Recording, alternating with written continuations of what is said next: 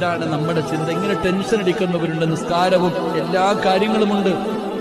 അള്ളാനെ ഭയന്ന് ജീവിക്കുന്ന പലർക്കും ഇങ്ങനെ വലിയ ടെൻഷൻ ഉണ്ട്. ആ ടെൻഷൻ ഇഷ്ടപ്പെട്ടത് കൊണ്ടല്ല തരുന്നതാണ്. അള്ളാഹു ഇഷ്ടപ്പെട്ടത് കൊണ്ടാണ് നിനക്കെങ്ങനെ തരുന്നത്.